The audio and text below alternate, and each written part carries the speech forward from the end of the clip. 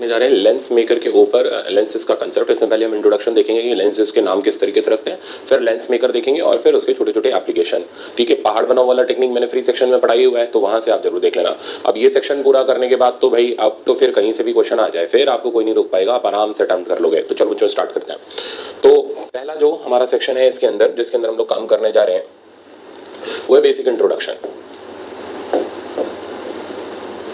अब basic introduction में आता है कि यार नाम कैसे रखते हैं लेंसेज के, क्या क्या नाम होते हैं लेंसेज के, लेंसेज होते क्या हैं। तो आपने पिछला जो टॉपिक पढ़ा था रिफ्रैक्शन एट कर्व्ड सरफेस, तो मान लो मेरे पास ये एक कर्व्ड सरफेस है और मान लो मेरे पास ये एक कर्व्ड सरफेस है।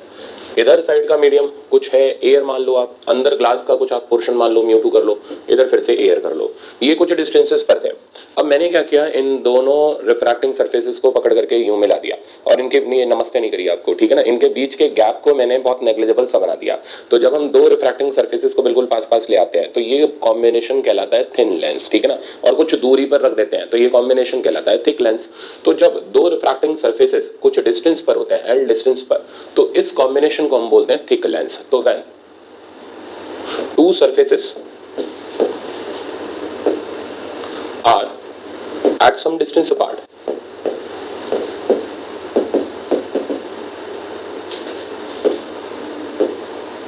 is called thick lens। But thick lens हमारे सिलेबस में नहीं है, बट फिर भी आप कर सकते हो। क्या करना है, पहाड़ बनाओ। तो यहाँ पर तो अपना वो ब्रह्मास्त्र काम आता है भाई, ठीक है ना, वो तो पेटेंटेड ब्रह्मास्त्र पूरे ऑप्टिक्स में, जहां फंस जाओ पहाड़ बनाओ। तो यहाँ पर हम पहाड़ बना देते हैं, एक पहाड़ इस रिफ्रैक्टिंग सरफेस के लिए, अगला पहाड़ दूसरे रिफ्रैक्टिंग सरफेस के लिए। तो ये मैंने ऑलरेडी वहां पर बताया हुआ है, तो मैं इस पर टाइम वेस्ट नहीं कर रहा। तो दो पहाड़ बना करके हम यहाँ पर ऑब्जेक्ट की इमेज को फाइंड आउट कर सकते हैं। अब क्या करने जा रहे हैं, अब हम इस ऑब्जेक्ट की इमेज को तो चलो भाई फाइंड आउट कर ही चुके, बट अब अगला जो पॉइंट है वो ये है कि थिन लेंसेज के अंदर नाम किस तरीके से चलते हैं। तो चलो नामकरण संस्कार देखते हैं, ठीक है ना। तो इनका जो नाम होता है, how to name thin lenses, इनको नाम करने का बड़ा सिंपल सा तरीका होता है, ठीक है ना। वो तरीका ये होता है कि जब दो सरफेसेस को हम पकड़ करके मिलाते हैं तो दोनों तरफ से हम इसको देखते हैं। अगर बाहर की तरफ निकले हुए होते हैं तो हम बोलते हैं बाई कॉन्वेक्स, और अगर अंदर की तरफ यूं करके गए हुए होते हैं सरफेसेस इस तरीके से, तो हम बोलते हैं कि भाई ये कॉन्केव साइड है, ठीक है ना। तो कॉन्केव तब बोलेंगे जब सरफेस अंदर की तरफ होगा, कॉन्वेक्स तब बोलेंगे जब वही सरफेस बाहर की तरफ होगा। तो दो तरीके के लेंसेज हम लोग जनरली ऑब्जर्व करते हैं, एक हो गया कॉन्वेक्स और दूसरा बेटा आ गया अपने पास कॉन्केव। अब कॉन्वेक्स के भी चार टाइप्स होते हैं और सिमिलरली कॉन्केव के भी चार टाइप होते हैं। अब कौन कौन से चार टाइप, पहला तो ये रहा, दोनों तरफ से देखने पर, इधर से देखने पर एज वेल एज, मतलब लेफ्ट से देखने पर एज वेल एज राइट से देखने पर। तो जब आप इसको लेफ्ट से देखोगे तो ये इसका रेडियस ऑफ कर्वेचर बन जाएगा, नाम इसका R1 हो गया। यहां से देखने पर ये इसका रेडियस ऑफ कर्वेचर R2 हो गया। तो दोनों तरफ से देखने पर, ये इस साइड से देखने पर ये सरफेस बाहर की तरफ निकला हुआ है, तो इसको हम बोलते हैं बाई कॉन्वेक्स। अच्छा, अब अगर दोनों तरफ के रेडियस आपको सेम मिल जाए, ये भी R ये भी R, और कॉन्वेक्स तो है ही है, तो इसको हम बोलते हैं इक्वी कॉन्वेक्स।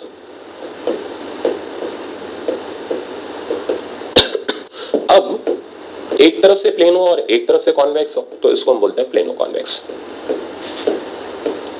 तो प्लेनो कॉन्वेक्स क्यों, कॉन्वेक्सो प्लेन क्यों नहीं, इसका जवाब ये है, लेंसेज में नाम करने का तरीका ये होता है, जिस सरफेस का रेडियस सबसे ज्यादा उसका नाम सबसे पहले। अब मैं अपने हाथ को जितना कर्व करते चले जाऊंगा इसका सर्कल उतना छोटा होता चला जाएगा, उतना छोटा और छोटा, और जितना फ्लैट करते चले जाऊंगा रेडियस उतना ज्यादा होता चला जाएगा। बिल्कुल स्ट्रेट फ्लैट कर दूंगा तो रेडियस इनफाइनाइट हो जाएगा, इससे ज्यादा तो किसी का रेडियस होता नहीं। तो जिसका रेडियस बड़ा होता है उसका नाम पहले आता है, जिसका रेडियस छोटा होता है उसका नाम बाद में। तो जब मैंने इन दोनों सर्फेसेस को यूं करके मिलाया तो ये है कर्व सरफेस, ये है फ्लैट सरफेस। फ्लैट सरफेस का रेडियस इनफाइनाइट हो गया, कर्व सरफेस का रेडियस फाइनाइट हो गया। तो प्लेन का रेडियस सबसे ज्यादा, इसलिए इसका नाम पहले और फिर बाद में कर्व्ड सरफेस का, इसलिए हमारे इस सरफेस का नाम पड़ता है प्लेनो कॉन्वेक्स। ओके, चौथा जो टाइप आता है इसको हम बोलते हैं कॉन्वेक्सो कॉन्केव। अब कॉन्वेक्सो कॉन्केव बोलने से मतलब क्या रहा कि कॉन्वेक्स पहले बोला तो इसका मतलब उसका रेडियस ज्यादा होगा। तो मैं इधर डायग्राम बना रहा हूं, रेडियस ज्यादा होगा तो वो फ्लैट ज्यादा होगा, तो देखो फ्लैट ज्यादा है, और फिर कॉन्केव रेडियस कम है तो वो कर्व ज्यादा है। तो कॉन्केव का मैंने रेडियस कम दिखाया बट कॉन्वेक्स का ज्यादा दिखाया, इसलिए इसका नाम हो गया बेटा कॉन्वेक्सो कॉन्केव। अच्छा एक और बात, इन लेंसेज को ऐसे रखो, अलट के रखो, पलट के रखो, इमेज फॉर्मेशन पे कोई फर्क नहीं पड़ता, फोकल लेंथ पे कोई फर्क नहीं पड़ता। तो कई बच्चे सोचेंगे यार प्लेनो कॉन्वेक्स है, प्लेन पहले रखेंगे कॉन्वेक्स बाद में, वहम है, क्यों बेकार परेशान हो रहे हो, कैसे भी रख लो, दोनों तरफ से फोकल लेंथ आपको सेम ही मिलेगी, इसलिए इस पर परेशान होने की जरूरत नहीं है। ओके, अब कॉन्केव के भी चार टाइप, पहला आ जाएगा बाई कॉन्केव, बाई मतलब दोनों तरफ के रेडियस अलग अलग मिलेंगे, इक्वी कॉन्केव, इक्वी कॉन्केव में दोनों साइड के रेडियस सेम मिलेंगे, और फिर तीसरा आ जाएगा प्लेनो कॉन्केव, प्लेनो कॉन्केव ये हो गया, और चौथा आ जाएगा कॉन्केव कॉन्वेक्स, कॉन्केव वाला पार्ट थोड़ा सा फ्लैट बट कॉन्वेक्स वाला पार्ट थोड़ा सा कर्व। तो ये हमारे लेंसेज के चार टोटल मिलाकर के 8 टाइप। अब अगर हम इन लेंसेज को कंबाइन करते हैं तो उसका नाम नहीं होता, उसको बोलते हैं कॉम्बिनेशन ऑफ लेंस, ठीक है ना। तो लेंस तभी बोलते हैं, लेंस का नाम तभी रखा जाता है जब दो सरफेसेस पकड़ करके मिलाए जाए, दो से ज्यादा सरफेसेस होते हैं तो that thing is only combination, जो मैंने आपको फ्री सेक्शन में पढ़ाई हुई थी। अब आगे बढ़ते हैं और इसमें हम लेंस मेकर फॉर्मूले पे काम करते हैं। तो लेंस मेकर्स फॉर्मूला बेसिक सवालों के लिए, और जो मैंने आपको बताया वो लेंसेज का ब्रह्मास्त्र है, ठीक है ना। मैंने उसमें भी बताया था कि हमें लेंस मेकर की जरूरत नहीं होती, बट लेंस मेकर से हम बहुत छोटे छोटे काम करते हैं, अपना वो ब्रह्मास्त्र हर जगह, वो इतना बड़ा तरीका है, उसको आप यहाँ पर छोटे छोटे मतलब जरा जरा से सवालों के लिए क्यों वेस्ट करो। तो इसके लिए ये छोटा सा तरीका लेंस मेकर ही बहुत है। तो लेंस मेकर फॉर्मूला और इसकी बेसिक थ्योरी को हम डिस्कस कर रहे हैं। लेंस मेकर फॉर्मूला क्या कहता है कि अगर एक लेंस है, अब ये ध्यान रखना इसमें सिर्फ दो सरफेस होने चाहिए, दो से ज्यादा नहीं, दो से ज्यादा हुए तो आप काम नहीं कर पाओगे। तो ये मेरे पास दो सरफेसेस है, ये फर्स्ट रिफ्रैक्टिंग सरफेस है और ये सेकंड रिफ्रैक्टिंग सरफेस है। फर्स्ट उसको बोलेंगे जो इंसिडेंट रेस को फेस करेगा, सेकंड उसको बोलेंगे जहां से फाइनल रिफ्रैक्टेड रेस जाएंगी। तो ये है R1, ये है R2। अब ये कहता है इस लेंस को रखा गया सराउंडिंग मीडियम में, सराउंडिंग मीडियम मैंने μ1 कर दिया, ठीक है ना। तो दोनों तरफ का मीडियम सेम होना चाहिए, ये मीडियम अलग अलग भी नहीं होना चाहिए, अलग अलग है ब्रह्मास्त्र लगाओ जो मैंने वहां पर सिखाया हुआ है। यहाँ पर हम कुछ भी बड़ा काम नहीं करेंगे, छोटे छोटे छोटे छोटे सवाल देखेंगे। तो बाहर का मीडियम μ1 है, अंदर का मीडियम μ2 है। अब इसने क्या किया, इसने बताया कि ऐसे लेंस की फोकल लेंथ कितनी होती है। फोकल लेंथ के लिए मैंने वहां बताया हुआ है, जो रेस प्रिंसिपल एक्सिस के पैरेलल आएंगी, रिफ्रैक्शन के बाद जहां से पास करेंगे उस चीज को हम बोलते हैं फोकस। आप अपने तरीके से भी कर सकते हो, मेरे को पता आपका मन कर रहा होगा यार IOS लगा दो सर जल्दी से हो जाएगा, पर नहीं, लगाना ही नहीं है, लेंस मेकर से करेंगे। तो ऐसे लेंस की फोकल लेंथ का इसने फॉर्मूला दिया, और फॉर्मूला था 1/f μ2/μ1 -1 टाइम्स 1/r1 -1/r2। तो ये जनरलाइज फॉर्मूला है हमारा लेंस मेकर का। इसमें हमें R1 R2 के साइन कन्वेंशन यूज करने पड़ेंगे। अब जैसे R1 हो गया हमारा इस साइड, ये हो गया R1 इसका रेडियस ऑफ कर्वेचर, इधर आ गया इसका नाम R2 हो गया। अब देखोगे आप तो R1 है रिफ्रैक्टेड वाली साइड पर, तो इसका साइन तो पॉजिटिव आ जाएगा, बट R1 वाले का रेडियस इंसिडेंट वाली साइड पर है तो इसका साइन कन्वेंशन नेगेटिव आ जाएगा। तो ये पॉजिटिव ये नेगेटिव, दैट बिकम्स मतलब बीच में पॉजिटिव साइन आ जाएगा। फिर हम इसको और आगे एक्सपैंड करेंगे। तो अब हम इसको एक्सपैंड करने जा रहे हैं, और एक्सपेंशन हम इसका देखने जा रहे हैं कुछ स्पेशल केसेस में, जिसमें सबसे पहला आता है इक्वी कॉन्वेक्स। तो हम इसको मॉडिफाई कर रहे हैं इक्वी कॉन्वेक्स के लिए, ठीक है ना।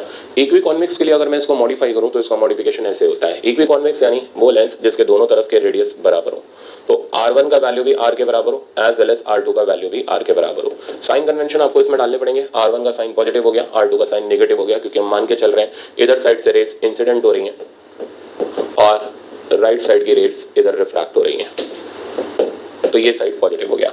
अब अगर अपने स्टैंडर्ड फॉर्मूले के अंदर आप फोकल लेंथ के अंदर R1 R2 के वैल्यू सब्स्टिट्यूट करोगे तो 1/f। अच्छा पहली बात μ2/μ1 को हम प्रिसाइसली लिख सकते हैं 1/μ2, relative refractive index of 2 with respect to 1, ठीक है ना। तो मैं इसको लिख रहा हूँ 1/μ2, जिसको मैं आगे चल के अभी और मॉडिफाई कर दूंगा। 1/r1 की जगह आ गया 1/r, और 1/r2 की जगह आ गया -1/r, तो माइनस माइनस बिकम्स प्लस। तो यहाँ से फोकल लेंथ आ गई मेरे पास, और ये आ गई R/2, 1/μ2 -1। अब इसी फॉर्मूले को मैं और जनरलाइज फॉर्म में नेक्स्ट आगे दिखा रहा हूं। तो अब हम क्या करने जा रहे हैं, इक्वी कॉन्वेक्स लेंस की फोकल लेंथ, तो इक्वी कॉन्वेक्स की फोकल लेंथ एयर में देखने जा रहे हैं। तो अगर आप इसकी फोकल लेंथ एयर के अंदर चेक करोगे तो देखते चलना। तो ये रहा मेरे पास इक्वी कॉन्वेक्स लेंस, जिसको मैंने एयर में रखा और एयर का रिफ्रैक्टिव इंडेक्स μa ले लिया, इधर का μg ले लिया, इधर का μa ले लिया, ये रेडियस r हो गया, ये रेडियस भी r हो गया। तो बस खाली नाम बदल गए, जो μ1 था उसकी जगह μa आ गया, जो μ2 था उसकी जगह μg आ गया। तो अब अगर मैं इसकी फोकल लेंथ एयर में निकालूं तो ये मेरे पास आ जाएगी R/2, और नीचे जो 1/μ2 था अब वही बन गया a μg -1। तो ये हो गया हमारे इक्वी कॉन्वेक्स लेंस की फोकल लेंथ का फॉर्मूला, किसमें, एयर में। अब एयर की जगह अगर कोई सराउंडिंग मीडियम हम लिक्विड कर दें तो लिक्विड के अंदर अगर आप इसकी फोकल लेंथ निकालोगे तो ये फॉर्मूला चेंज हो जाएगा और ये बन जाएगा L μg -1, बट वो मैं थोड़ी देर में करूंगा। तो पहला मैंने निकाला इक्वी कॉन्वेक्स लेंस की फोकल लेंथ इन एयर। अब क्या करने जा रहे हैं आप देखते चलना, इसी का दूसरा भाई इक्वी कॉन्केव। अब इक्वी कॉन्केव की फोकल लेंथ अगर आप निकालोगे, और वो भी हम एयर में ही निकाल रहे हैं, तो अंदर का रिफ्रैक्टिव इंडेक्स मैंने म्यू जी कर रखा है, बाहर का मैंने म्यू ए कर दिया, ये भी मैंने म्यू ए कर दिया। अब ये R1 हो गया, R1 का साइन क्योंकि इंसिडेंट वाली साइड पर आ गया माइनस आर, ये R2 हो गया, R2 का साइन प्लस आर हो गया। ओके, अब अगर आप 1/f पर काम करोगे तो 1/f is equals to mu two by mu one, mu G by mu A, तो mu G by mu A minus 1 times 1 by minus R minus 1 by R. तो मैं सीधे सीधे लिख रहा हूँ, तो focal length of equiconcave in air का फॉर्मूला आ जाएगा minus r/2 A mu G minus 1। तो चेक करो, अंतर दोनों में बस इतना है कि उसकी फोकल लेंथ पॉजिटिव है तो इसकी फोकल लेंथ नेगेटिव है। पॉजिटिव का सिग्निफिकेंस ये है कि वो यहाँ से आने वाली रेस को इस साइड पर कन्वर्ज कर देता है और इस जगह को हम बोलते हैं एफ एयर, जिसका साइन पॉजिटिव है। और ये क्या करता है, आने वाली रेस को यहाँ से डाइवर्ज कर देता है और फोकस इस साइड पर देता है जिस साइड पर इंसिडेंट रेज है, इसलिए इसको डाइवर्जिंग बोलते हैं, तो उसको क्या बोलते हैं, कन्वर्जिंग। अब मेरा कहना है ये किसी इसको याद करके आप हर एक चीज से काम चला सकते हो। अब कैसे, ये आपको याद हो गया तो आप इसमें तो बस खाली क्या करना है, प्लस से माइनस साइन में तो शिफ्ट करना है, वो हम आराम से कर लेंगे। अब इसके और कुछ सब्स्टिट्यूट्स देखते हैं, ठीक ना, जिससे हमें और अच्छा आना शुरू हो जाए। तो पहले तो ये फॉर्मूला आप याद कर लो, ठीक है ना, आगे चलते चलते आपको रट जाना चाहिए। तो एफ एयर का फॉर्मूला हो गया मेरा r/2 A mu G minus 1, जहां ए म्यू जी हो गया relative refractive index of glass with respect to air. Okay, अब हम आते हैं थर्ड स्टेप पर। थर्ड स्टेप है कि अब जो हम फोकल लेंथ निकालने जा रहे हैं वो फोकल लेंथ हम निकालने जा रहे हैं प्लेनो कॉन्वेक्स की। तो प्लेनो कॉन्वेक्स की अगर मैं फोकल लेंथ कैलकुलेट करूं तो प्लेनो कॉन्वेक्स मेरे पास हो गया एक साइड प्लेन और एक साइड कॉन्वेक्स। मैंने पहले ही बताया कि किसी को भी पहले रखो किसी को भी बाद में रखो, आंसर सेम आएगा। ओके, अब यहाँ पर ये हो गया मेरे लिए R1 और R1 की वैल्यू हो गई टेक्निकली माइनस आर। R2 का वैल्यू तो अपने पास इन्फानाइट हो गया, इसलिए इसमें कोई टेंशन की जरूरत नहीं है। अंदर वही म्यू जी है, बाहर वही म्यू ए है। अब अगर मैं इसकी फोकल लेंथ निकालूं लेंस मेकर लगा के तो 1/f और air equals to mu ji by mu A minus 1 times 1/r1, 1/r1, r1 मैंने थोड़ा सा गलत साइन लगा दिया प्लस आर, सॉरी। तो 1/r1 माइनस 1/r2, r2 की जगह इन्फिनिटी आ गया, 1/इन्फिनिटी हो गया 0। और जरा देखो मजे की बात, एफ एयर आप निकालोगे ना तो ये आ जाएगा r/a म्यू जी माइनस 1। मतलब प्लेनो कॉन्वेक्स की फोकल लेंथ इक्वी कॉन्वेक्स की डबल है। तो focal length of plano convex is double the focal length of equi convex. तो अब इसका नतीजा क्या रहा, इसका नतीजा ये है कि अगर हमारे पास एक प्लेनो कॉन्वेक्स लेंस है या अगर हमारे पास एक इक्वी कॉन्वेक्स लेंस है, तो ये रहा इक्वी कॉन्वेक्स लेंस। इस इक्वी कॉन्वेक्स लेंस को अगर हम 20 से 2 इक्वल पार्ट में डिवाइड करें, तो मैं इसको डिवाइड करने के लिए एक डॉटेड लाइन यूज कर रहा हूं और देखना, तो मैंने इसको 20 से 2 इक्वल पार्ट में डिवाइड किया। अब क्या होगा, focal length of equi convex, इस पूरे लेंस की फोकल लेंथ इक्वी कॉन्वेक्स की f, तो इसको 20 से 2 पार्ट में डिवाइड करने पर अब ये 2 प्लेनो कॉन्वेक्स में डिवाइड हो जाएगा। और अभी भी हमने थ्योरम सेट कर दी कि भाई प्लेनो कॉन्वेक्स की जो फोकल लेंथ होगी वो double the focal length of equi convex lens हो जाएगी, ठीक है ना। तो लेंस को अगर हम 20 से डिवाइड कर दें तो उसकी फोकल लेंथ भी क्या हो जाती है, डबल हो जाती है। तो अब ये तो था प्लेनो कॉन्वेक्स, तो प्लेनो कॉन्केव क्या होगा यार, माइनस साइन लगा तो और क्या होगा, ठीक है ना। तो सिंपल सा काम है प्लेनो कॉन्केव के अंदर काम करना। तो अब नतीजा ये है कि हम अगर एक की फोकल लेंथ याद कर लें यानी इक्वी कॉन्वेक्स की याद कर लें तो प्लेनो वाले की तो भाई डबल करके लिख देंगे और कॉन्केव वाले की माइनस करके लिख देंगे, तो कोई हमारा ज्यादा कुछ गया नहीं। तो अब फाइनल रिजल्ट हमारा ये रहा कि हम याद करते हैं focal length of equi convex in air और इसका फॉर्मूला हो गया मेरे पास r/2 A mu G minus 1। और ये रिजल्ट याद रख लेते हैं कि प्लेनो कॉन्वेक्स की focal length double equi convex की होती है और कॉन्केव वाले सारे के सारे नेगेटिव मिलेंगे। तो कुल मिलाकर के ये थी कहानी लेंस मेकर की और सिर्फ इतना सा हमारा कंक्लूजन है। ओके, अब क्या करने जा रहे हैं, कुछ छोटे मोटे क्वेश्चंस, जैसे अब हम निकालने जा रहे हैं focal length in other medium यानी लिक्विड के अंदर। अब जैसे प्रॉब्लम ये रहा, चलो पहले क्वेश्चन नहीं पहले मैं कंसेप्ट बताऊं। तो comparison of focal length in air and liquid. अब देखो, तो किसी भी लेंथ की कंपेयर करोगे ना फोकल लेंथ, तो यार ये r/2 तो वैसे ही कट जाएगा। मतलब चाहे प्लेनों की कंपेयर करो, चाहे इक्वी की कंपेयर करो, चाहे कॉन्केव की कंपेयर करो, जो बचेगा वो यही बचेगा। मतलब मीडियम्स के ऊपर ये डिपेंड करेगी, r और उसके ऊपर डिपेंड नहीं करेगी फैक्टर 2 के ऊपर। तो इसलिए कंपैरिजन का पार्ट बड़ा आसान होता है। जिसको ये टेक्निक आती है वो मतलब बेसिक तो बहुत अच्छा जानता है। अब सुनो, सबसे पहला काम एफ एयर का फॉर्मूला चिपका लो, किसी के लिए भी लगा लो, कोई फर्क नहीं पड़ता। तो हम तो इक्वी कॉन्वेक्स के लिए ही चलते रहेंगे। तो r/2 a mu g minus 1। अब आप फोकल लेंथ किसी लिक्विड के अंदर लिख लो। लिक्विड का मतलब ये हो गया कि सराउंडिंग मीडियम एयर की जगह लिक्विड है, तो यार एयर की जगह लिक्विड है तो लिक्विड लगा दो, उसमें कौन सा फर्क पड़ गया। तो r/2 l mu g minus 1। तो ये आ गया एफ लिक्विड। अब दोनों का रेशियो ले लो, तो F air by F liquid का जो रेशियो आ गया मेरे पास, अब देखना ये पूरा पोर्शन r/2 कैंसिल हो गया, ये ऊपर चला गया, ये पोर्शन नीचे आ गया, यानी एयर के सामने लिक्विड का हिसाब किताब l म्यू g माइनस 1 और लिक्विड के सामने एयर का हिसाब किताब a म्यू g माइनस 1। तो इससे आप बड़े आराम से कंपेयर कर सकते हो। तो जब भी हम दो फोकल लेंथ को कंपेयर कर रहे हैं, यानी हम उनका रेशियो ले रहे हैं, तो पहले वाले के सामने दूसरा आएगा, दूसरे वाले के सामने पहला आएगा। अब इसका और जनरलाइज फॉर्म कर देते हैं। तो हमारे पास दो लिक्विड है, तो और उन दो लिक्विड में लिक्विड नंबर 1 और लिक्विड नंबर 2 में हमें फोकल लेंथ कंपेयर करनी है। तो कितना आसान हो गया अब आपके लिए, लिक्विड 1 के सामने लिक्विड 2 का हिसाब किताब, लिक्विड 2 के सामने लिक्विड 1 का। तो लगा दो फॉर्मूला, तो L1 mu g minus 1 divided bye L2 mu g minus 1। पर मैं थोड़ा उल्टा लिख गया। क्यों उल्टा लिख गया? क्योंकि लिक्विड 1 के सामने लिक्विड 2 होना चाहिए था और लिक्विड 2 के सामने लिक्विड 1 होना चाहिए था। तो ध्यान रखना इस चीज का। तो ये चीज अगर गड़बड़ हो गई तो फिर गए काम से। अच्छा अब सोचो, अगर मैं पहाड़ बनाओ से करता तो ये रेशियो लाने में टाइम लगता। तो छोटी चीजों के लिए छोटे मेथड ही बहुत अच्छे होते हैं। बड़ी चीजें जहां पर जहां अलग अलग मीडियम है वहां अपना ब्रह्मास्त्र चलाओ। तो हर जगह नहीं, पता चले छोटा मोटा राक्षस है आप उस पर भी ब्रह्मास्त्र दे मार रहे हो, तो क्यों, उसको तो एक थप्पड़ मार के भगा दो। तो अपना लेंस मेकर जो है वो छोटा मोटा राक्षस है, आराम से ऐसे ही खत्म हो जाएगा। ब्रह्मास्त्र वेस्ट करने की जरूरत नहीं है आपको। तो ये हमारा दोनों लिक्विड्स के अंदर फोकल लेंथ का रेशियो रहा। अब इससे हम छोटे छोटे सवाल बनाते हैं। जैसे कहता है focal length of equiconvex lens in air is 20 centimetre. ठीक है, तो ये दे रखा है आपको सीधे सीधे, एयर में फोकल लेंथ 20 सेंटीमीटर है। Calculate its focal length when immersed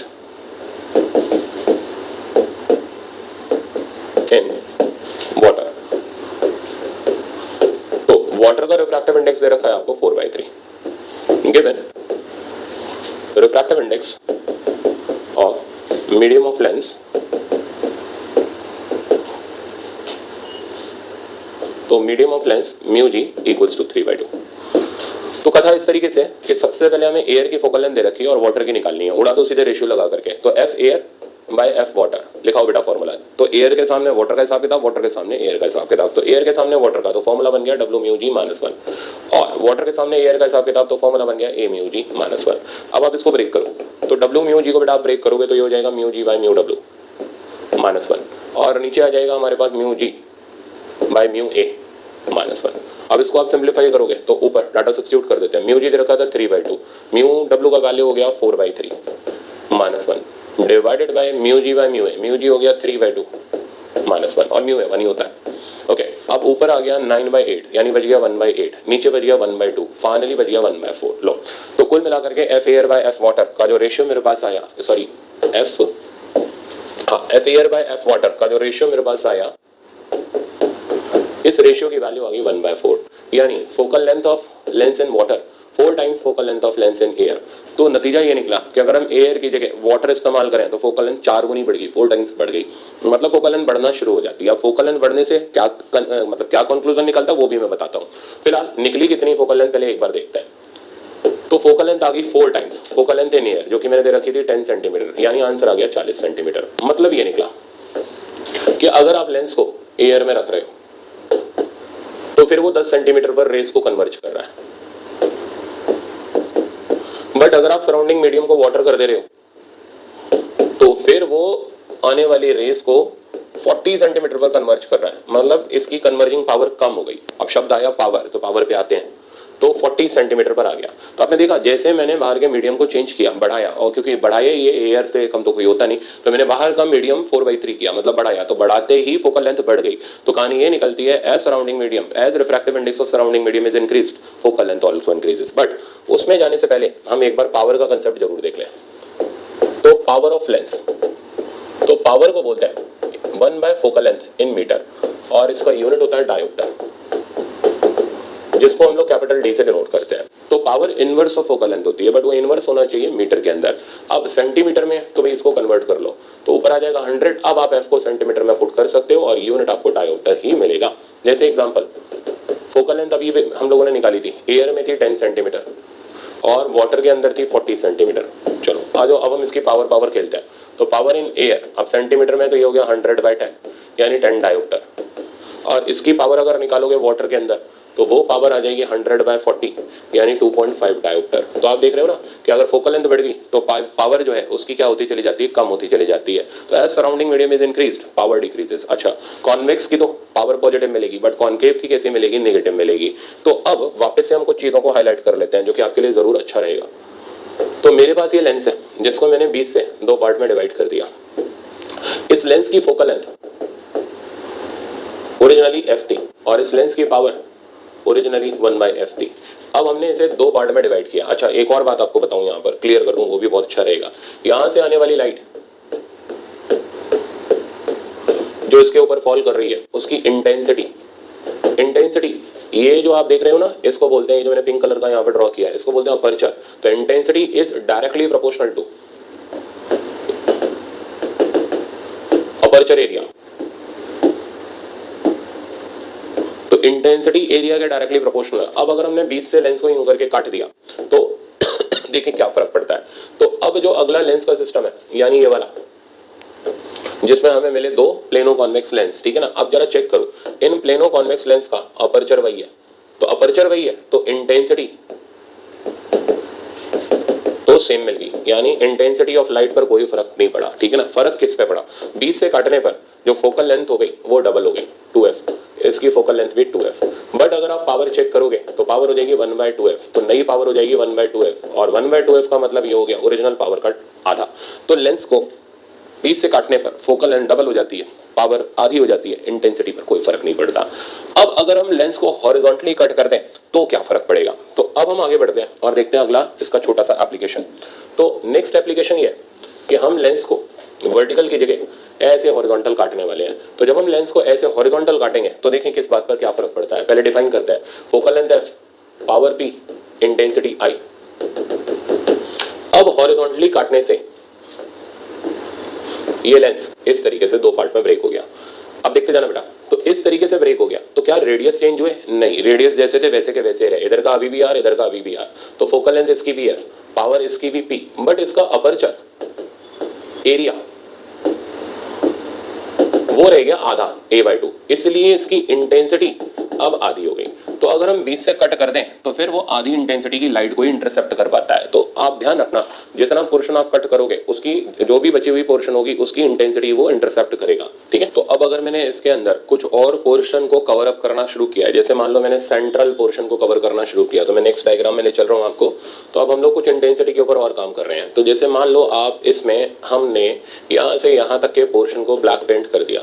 अब ये ब्लैक कर देने से क्या फर्क पड़ेगा, तो पहले डिफाइन करते हैं सारी चीजें। फोकल लेंथ एफ ही रहेगी क्योंकि रेडियस तो सेम है, पावर पी रहेगी। बस होगा क्या, अब इतने पोर्शन की लाइट ब्लॉक हो जाएगी।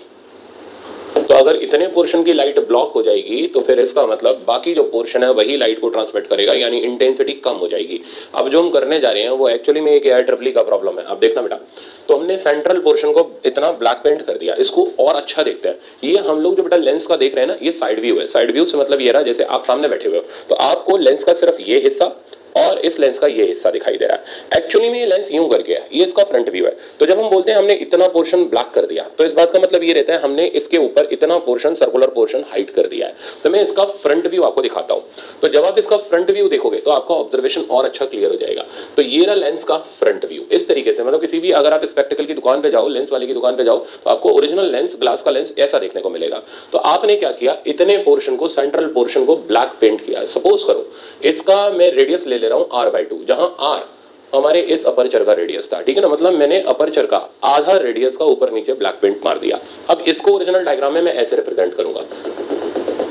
तो ये r/2 साइज का पोर्शन इतना मैंने ब्लैक पेंट किया, ये इस डायग्राम का मीनिंग है। तो ये ब्लैक पेंट करने से इतनी पोर्शन की लाइट अब नहीं जा पाएगी। तो बाकी जो पोर्शन है जो ट्रांसपेरेंट है, ये वाला पोर्शन, ये जो बाकी का पोर्शन है, ये लाइट को क्या करेगा, ट्रांसमिट करेगा। अब अगर हम इसका एरिया कैलकुलेट करें तो ट्रांसमिटिंग एरिया